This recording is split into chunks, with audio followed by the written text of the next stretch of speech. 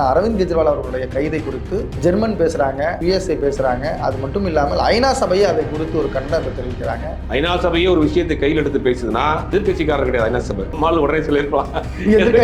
எதிர்கட்சிக்காரர்கள் சதியில ஐநா சபை பண்ண முடியாது. ஏன்னா ஐநா சபைக்கு ஒரு ஆதாரம் இல்லாம ஒரு வலுவான ஒரு இது இல்லாம பேச மாட்டாங்க. உள்நாட்டு விவகாரங்களில் ஏன் தலையிடுறீங்க அப்படின்னு நம்ம அமெரிக்கா பேசுறப்ப கேட்கலாம். ஜெர்மன் கேட்குது. அதே மாதிரி எங்க நாட்டில் இருக்கக்கூடிய விஷயங்கள்ல நீங்க தலையிடாதீங்க, பேசுறதுக்கு உங்களுக்கு உரிமை இல்லை அப்படின்னு சொல்லலாம். ஐநா சபை பேசுறதுங்கிறது நம்ம சொல்ல முடியாது. இப்ப தேர்தல் நேரத்தில் ஹேமந்த் சோரனா இருக்கட்டும், அரவிந்த் கெஜ்ரிவால் இந்த இந்தியா கூட்டணியில் இருக்கக்கூடிய 2 மாநில முதலமைச்சர்களை நீங்க கைது பண்ணி உள்ள வச்சுட்டு நீங்க தேர்தலை சந்திக்க போறீங்க, வங்கி கணக்கு முடக்கி இருக்கீங்க. இதெல்லாம் இங்க இருக்கக்கூடிய இந்தியாவில் இருக்கக்கூடிய அந்த ஊடகங்கள் அவருடைய கைப்பாகவையா இருக்கு அப்படிங்கிறது நம்ம எல்லாருக்கும் தெரியும். நம்ம எல்லாம் தொடர்ந்து பேசிக்கிட்டு தான் இருக்கோம். இந்தியாவை தாண்டி இன்னைக்கு உலக நாடுகள், ஐக்கிய நாடுகள் சபையில இந்த விவகாரம் பேசு பொருளா ஆயிருக்கு அப்படிங்கிறது ஒரு பெரிய அதிர்ச்சிகரமான விஷயமா இருக்கு. அதையும் மீறி இவர்கள் ஏதாவது ஒரு தேர்தல் ஆணையத்தை தன் பசம் வச்சிருக்காங்க. உச்ச நீதிமன்றத்தை 120 பேர் கொடுத்ததுல நீங்க எப்படி 6 பேர் ஒரே நாள் செலக்ட் பண்ணீங்கன்னு கேள்விகள் கேட்டிருக்கு. அந்த வழக்குகள் இருக்கு. சின்னத்தை வேற கொடுக்கறது. ஆமா, தேர்தல் ஆணையத்தின் மீதும் வாக்குப்பதிவு இயந்திரத்தின் மீது மிகப்பெரிய ஒரு சந்தேகம் இருக்கு. இந்த சந்தேகத்தெல்லாம் மீறி நேர்மையாக முறையில் தேர்தல் நடந்தால் பாஜக 100 தொகுதிக்கு மேல் வெற்றி பெறவே முடியாது.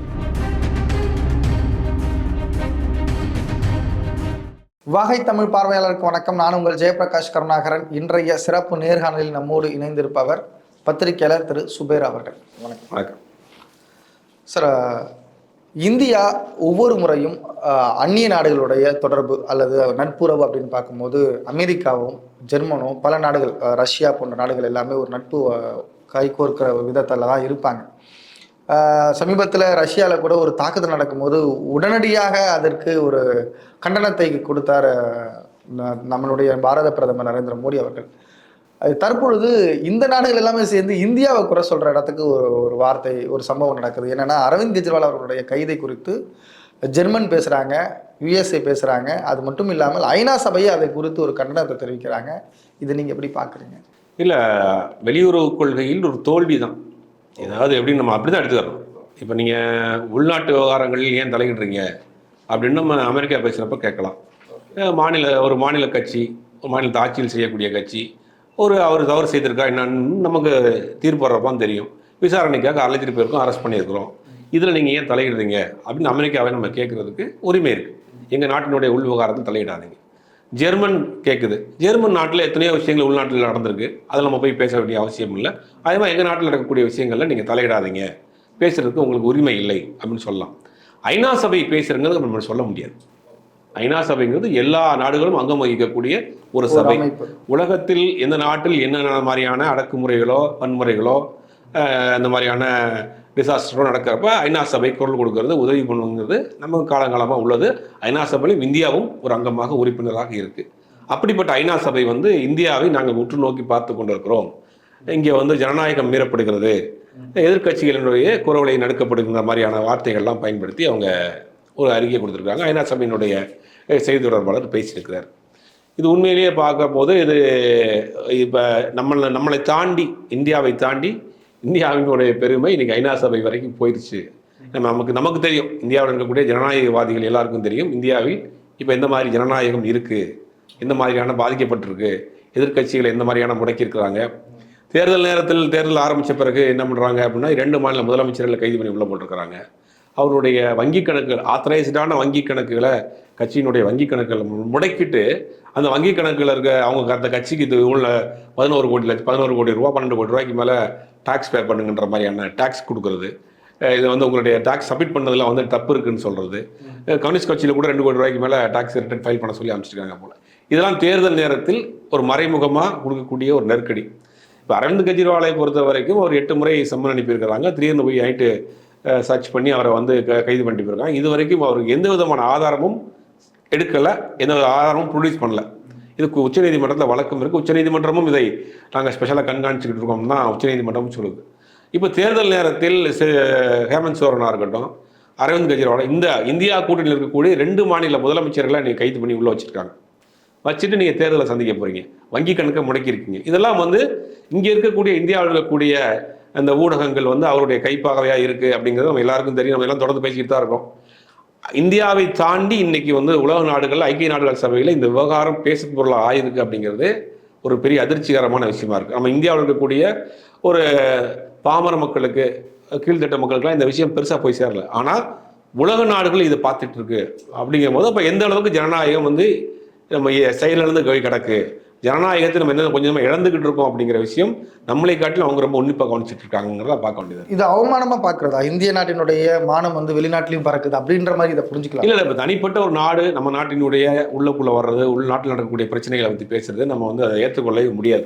ஏற்றுக்கொள்ள முடியாது. அதுவும் இல்லாமல் ஒரு ஒரு ஒரு பேரிடர் நடக்குது, ஒரு இன அழிப்பு நடக்குதுன்னா வேற நாடுகள் குரல் கொடுக்கறதுல ஒன்றும் பிரச்சனை இல்லை. அது ஒரு தார்மீக ரீதியான குரல் கொடுக்கலாம். ஒரு கட்சியும் இன்னொரு கட்சிக்கும், அரவிந்த் கெஜ்ரிவால்ங்கிற ஒரு அரசியல் கட்சி, ஆம் ஆத்மின்னு ஒரு கட்சி வச்சிருக்காரு, அவர் மீது ஒரு வழக்கு போட்டிருக்காங்க. இந்த வழக்குக்கு பின்னாடி பிஜேபி இருக்குங்கிற ஒரு குற்றச்சாட்டு இருக்கு. இது ஒரு நாட்டில் நடக்கக்கூடிய ஒரு பிரச்சனை. நமக்கு உச்சபட்ச அதிகாரம் பெற்ற அமைப்பான உச்சநீதிமன்றம் இருக்கு. உச்சநீதிமன்றம் கொடுக்கக்கூடிய தீர்ப்பு தான் நம்ம ஏற்றுக்கிற போறோம். இது ஒரு நாட்டுக்குள்ள நடக்கக்கூடிய விஷயம். இன்னொரு நாடு இதில் தலையிடுவதற்கு நம்ம அனுமதிக்க கூடாது, அனுமதிக்கவும் முடியாது. ஆனா ஐநா சபை இதை தலையிடலாம். ஐநா சபை தலையிடுவதற்கு முழு அதிகாரம் இருக்கு, உரிமை இருக்கு. ஐநா சபையில் நாமும் ஒரு அங்கமாக இருக்கிறோம். அப்போ ஐநா சபை இதை பேசியிருக்குங்க போது இப்போ அங்கேயே இந்த அளவுக்கு இந்த விஷயம் போயிருக்கு அப்படின்னா உள்ளுக்குள்ள அவர்களுக்கு ஆதாரம் இல்லாமல் பேச மாட்டாங்க. ஐநா சபையே ஒரு விஷயத்தை கையில் எடுத்து பேசுதுன்னா எதிர்கட்சிக்காரர் கிடையாது ஐநா சபை. நம்மளால உடனே சொல்லியிருக்கலாம், எதிர்கட்சிக்காரர்கள் சதியில ஐநா சபை பண்ண முடியாது. ஏன்னா ஐநா சபைக்கு ஒரு ஆதாரம் இல்லாமல் ஒரு வலுவான ஒரு இது இல்லாமல் பேச மாட்டாங்க. ஒரு ஐநா சபையில் ஒரு விஷயம் பேசப்படுதுன்னா உலகம் முழுக்கும் அந்த ஒரு செய்தி போய் சேரும். அது பதிவு வேற முக்கியமான பதிவு. நம்ம எதிர்கட்சியினுடைய சதியெல்லாம் கிடையாது, ஐநா சபையினுடைய இது. அதனால இது வந்து ஒரு ஆபத்தான நிலைமையில தான் இருக்கு. ஜனநாயக ரீதியில் தேர்தல் நடைபெறுமா அப்படிங்கிற ஒரு சந்தேகமும் ஒரு பயமும் இருக்கு. ஓகே, இப்போ இது ஐநா சபை பேசுவதில் நம்மளால புரிஞ்சிக்க முடியுது. ஆனா முன்னாடி ஜெர்மன் குரல் கொடுக்கும்பொழுது என்ன சொன்னாங்க, ஜெர்மனுடைய வெளிவிவகாரத்துறை அமைச்சகம் என்ன சொல்லுச்சுன்னா, கெஜ்ரிவால் அவர்களுக்கு லீகலா எல்லா உதவியும் வரணும், கிடைக்கணும், அதை உறுதிப்படுத்தணும் அரசு அப்படின்னு சொல்லுது. அப்போ கெஜ்ரிவால் அவர்களுக்கு இந்த உதவியே கிடைக்கல அப்படின்ற இந்த தகவல் இருக்குல்ல, இது வெளிநாடுகள் வரைக்கும் போகுதுன்னா அதை நம்ம எப்படி புரிஞ்சுக்கிறது? அதான் உள்நாட்டில் நடக்கக்கூடிய விஷயம் நம்மளை மறைக்கப்படுகிறது.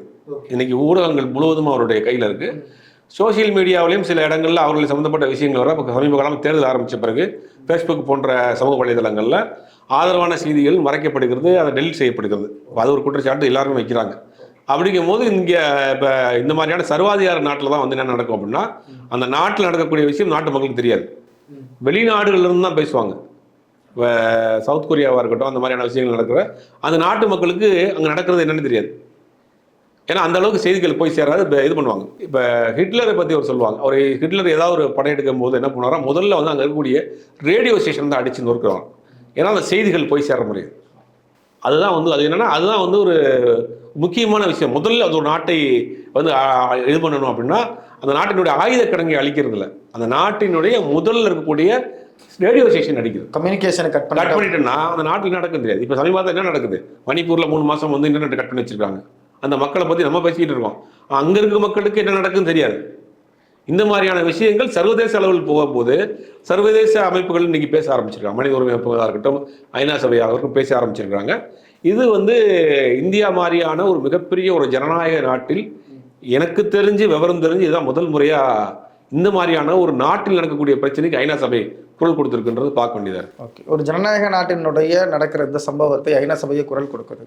அப்போது ஜனநாயக ரீதியாக தேர்தல் நடக்கிற இந்த நேரத்தில் ஒரு மாநிலத்தினுடைய முதல்வரை கைது பண்ணுவதோ அல்லது அந்த துறைக்கும் அவருக்குமே சம்மந்தம் இல்லை, சிபிஐ கொடுத்த அந்த குற்றப்பத்திரிகையில் கூட 4 இடத்துல தான் என் பேர் வந்தது, அதுவும் பார்த்தீங்கன்னா அவர் ஏற்கனவே வந்து அந்த துறையினுடைய செயலாளராக இருந்தவர் சி அரவிந்த் அப்படின்ற பேரையும் அவர் குறிப்பிட்டு, அரவிந்த் ரெட்டி அப்படின்ற பேரையும் குறிப்பிட்டு சொல்கிறார். அப்போது அடிப்படை ஆதாரமே இல்லாமல் ஒரு முதல்வரை கைது செய்கிறதுக்கு இடத்துக்கு போதில்லை. இது வந்து ஒரு ஜனநாயகத்திற்கு எதிராக தொடுக்கப்பட்ட ஒரு போராக இப்படி பார்க்கலாமா? எதிர்கட்சிகளை முழுவதுமாக சிறைச்சாலையில் அடைத்து வைத்துவிட்டு வங்கி கணக்குகளை முடக்கிட்டு அவர்களே ஒரு நிராயுதபாணியை ஆக்கிட்டு தேர்தல் களத்தில் நிற்கணும்னு முடிவு பண்ணிட்டாங்க. அதுதான் அவருடைய பிளானு. அதுக்கு ஒவ்வொருத்தராக பண்ணிட்டு இருக்காங்க. கேரளாவினுடைய முதலமைச்சர் பினராயி விஜயனுடைய மகள் மீதும் இன்னைக்கு அமலாக்கத்துறை விசாரணை ஆரம்பிச்சிருக்கிறாங்க. ஏறக்குறைய அவங்களும் கைது செய்யப்படுவதற்கான வாய்ப்புகளும் இருக்குது. அந்த மாதிரியான ஆபத்தான சூழ்நிலை தான் இருக்குது. அப்போ எதிர்கட்சிகள் இன்னைக்கு ஒன்று சேர்ந்து ஒரு மிகப்பெரிய ஒரு மிருக பலத்தோடு நிற்குது. அதை வந்து மனரீதியாக அவர்களை வந்து சிதறடிக்க வைக்கணுங்கிற வேலையை தான் நீ செய்கிறாங்க. அதை எதிர்த்து தான் இப்போ டெல்லியில் இந்தியா கூட்டணி சார்பாக கிட்டத்தட்ட லட்சக்கணக்கான மக்கள், லட்சக்கணக்கான தொண்டர்கள், அத்தனை கட்சியும் சேர்ந்து ஒரு பெரிய ஒரு பேரணியை நடத்த போகிறாங்க நாளைக்கு 31 டெல்லியில் ராம்லீலா மைதானத்தில் வந்து இந்தியா கூட்டணி சார்பாக அரவிந்த் கெஜ்ரிவாலுடைய கைது, ஹேமந்த் சோரனுடைய கைது, வங்கி கணக்குகள் முடக்கம், எதிர்க்கட்சியினுடைய இந்த மாதிரியான மிரட்டல், கைது, சம்மன் இது எல்லாத்தையும் கண்டித்து ஒரு மிகப்பெரிய ஒரு லட்சக்கணக்கான மக்கள் சேர்ந்து ஒரு பெரிய ஒரு பேரணியை நடத்துறதுக்கு தயாராக இருக்கிறாங்க. எது தயாராக இருந்தாலும் அவர்கள் எதற்கும் செவிசாய்க்க மாட்டாங்க, பதில் சொல்ல மாட்டாங்க. சர்வாதிகாரிகளுடைய குரல் வந்து ஒரு குரலாக தான் இருக்கும், பதில் குரலே வராது எப்பயுமே. அதுதான் வந்து உலக சர்வாதிகாரின்றது என்னன்னா உங்களுக்கு தான் சொல்வது மட்டும்தான், அவர்கள் பதிலும் சொல்ல மாட்டாங்க, அது காது கொடுத்தும் கேட்கவும் மாட்டாங்க. அது மாதிரி தான் இப்போ இங்கே நடந்துகிட்டு இருக்கு. அது வந்து மக்கள் கையில் தான் இருக்கு. இப்போ எதிர்க்கட்சிகள் கூட்டணி ஒன்றா இருக்கா? ஏன்னா இப்போ மகாராஷ்டிராவில் கூட கூட்டணி பேச்சுவார்த்தை இன்ன வரைக்கும் முடியல அப்படின்றத தகவல் வருது. இந்த நேரத்தில் இந்த மாதிரியான போராட்டங்கள் அறிவிப்பது இது சாத்தியமா? இல்லை, இந்த மாதிரியான போராட்டங்கள் இந்த கூட்டணி கட்சிகளை வலுப்படுத்தும். இன்னைக்கு நாளைக்கு அரவிந்த் கெஜ்ரிவால் பதவியில் இருக்கிறப்ப கைது பண்ணுறப்ப பதவியில் இல்லாமல் இருக்கக்கூடிய எதிர்க்கட்சியாக இருக்கக்கூடிய நம்ம சரத்பவார் போன்றவர்கள், உத்தவ் தாக்கரே போன்றவர்கள்லாம் அவர்களை கைது பண்ணுறதுக்கு எவ்வளோ நேரம் இருப்பது, அவர்கள் வழக்கு போடுறதுக்கு எவ்வளோ நேரம் இருப்பது. அந்த கட்சிகளை எனக்கு சிதறடிச்சிட்டாங்கன்னு வச்சுக்கோங்க, உடைச்சிட்டாங்க. ஆனால் அவர் மேலே வழக்கு பாயறதுக்கு எவ்வளோ நேரம் இருப்பது. அப்படிங்கும்போது அவர்களுக்கு எல்லாம் பேர் மீண்டும் பாஜக ஆட்சிக்கு வந்தால் மாநில கட்சிகள் இருக்காது, மாநிலமும் இருக்காது அப்படிங்கிறது ரொம்ப உறுதியாக தெரியும் எல்லா மாநில கட்சிகளுக்கும். அதை முறியடிக்கணும்னா அவங்க ஒன்று சேர்ந்தே தான் ஆகணும். கூட்டணி முரண்பாடுகள் இருந்தாலும் சரி, இன்னைக்கு அவர்கள் ஒன்று சேர்ந்தே ஆக வேண்டிய கட்டாயத்தில் இருக்கிறாங்க. அதனால இந்த பேரணிங்கிறது ஒரு மிகப்பெரிய வரக்கூடிய தேர்தலுக்கு ஒரு மிகப்பெரிய ஒரு முன்னுதாரணமாக இருக்கும் அப்படிங்கிறதான் பார்க்க வேண்டியதாக இருக்குது. ஒரு ஜென்ரல் ஆடியன்ஸாக எனக்கு ஒரு கொஷின் இருக்குது. என்னென்னா, இப்போ இவ்வளவு அதிகார மீறல், அத்துமீறல் கூட வச்சுக்கலாம்னு வச்சுக்கோங்களேன். ஒரு முதல்வரை கைது பண்ணுவதாக இருக்கட்டும், அல்லது இடியை வச்சு மிரட்டுவதாக இருக்கட்டும், இப்போது தான் எலக்ட்ரல் பாண்டு ஒரு விஷயத்தையும் டேட்டாவும் நம்ம கொடுத்துருச்சு. இவ்வளவு சம்பவம் நடந்துட்டுருக்கு. இது வந்து ஒரு தேர்தலை இம்பேக்டை கிரியேட் பண்ணும் அப்படின்றது கூட பாஜகவுக்கு தெரியாதா? அவர்களுடைய பார்வையில் என்ன நினைக்கிறாங்க அப்படின்னா, இது நல்ல கேள்வி தான். அது நிறைய பேருக்கு வந்து சந்தேகம் இருக்குது. சந்தேகம் இந்த மாதிரி எதிர்க்கட்சிகளை தொடர்ந்து பண்ணுறாங்கன்னா, எதிர்க்கட்சிகள் மீது ஒரு அபாண்டமான குற்றச்சாட்டு. அரவிந்த் கெஜ்ரிவாலுக்கு மேலே ஒரு இமேஜ் என்ன அப்படின்னா, ஊழலுக்கு எதிராக ஆரம்பிக்கப்பட்ட கட்சி. இன்னைக்கு ஊழலுக்கு எதிராக ஆரம்பிக்கப்பட்ட கட்சி ஊழல் வழக்கில் கைது பண்ணி உள்ள இருக்காரு, இவர் ஒரு ஊழல்வாதி அப்படின்னு திரும்ப திரும்ப பதிவு பண்ணுறதுக்கு ஒரு வேலையை பண்ணுறாங்க. அப்போ இந்தியா கூட்டத்தில் இருக்கக்கூடிய கட்சியில் அத்தனை பேர் மேலேயும் ஒரு களங்கத்தை கற்பித்து இவங்களுக்கு பூரா ஊழல்வாதிகள், வாரிசு அரசியலை கையில் எடுக்கிறாங்க. ஒவ்வொருத்தவங்க ஒரு இது வச்சிருக்காங்க, ஒரு அஜெண்டா வச்சிருக்காங்க. திமுகவான வாரிசு அரசியல் கையில் எடுத்து பண்ணுறாங்க. ஹேமந்த் சோரன் ஊழல் பண்ணியிருக்கிறாரு, அரவிந்த் கெஜ்ரிவால் ஊழலுக்கு எதிராக கட்சி ஆரம்பிச்சு அரவிந்த் கெஜ்ரிவால் ஊழல் பண்ணி இன்னைக்கு உள்ள இருக்கிறாரு, இவர்களுக்கெல்லாம் ஓட்டு போட போறீங்களா அப்படின்னு ஒரு பிரச்சாரத்துக்காக இது பண்றாங்க.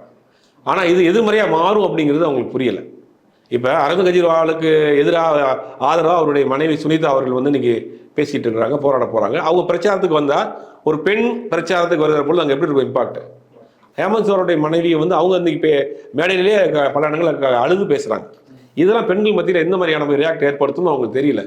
அவர்கள் செய்தது கொல்லிக்குச்சி எடுத்து தலையில் குறிஞ்சிக்கிறான்னு சொல்லி ஒரு புலமை இருக்குது. அது தீக்குச்சி எடுத்து தலையில் குறிஞ்சிக்கிற மாதிரி தான் அவங்க அந்த பண்ணுற வேலை. அதாவது இது அவர்களுக்கு நேரெதிராக மாறப்போகுது.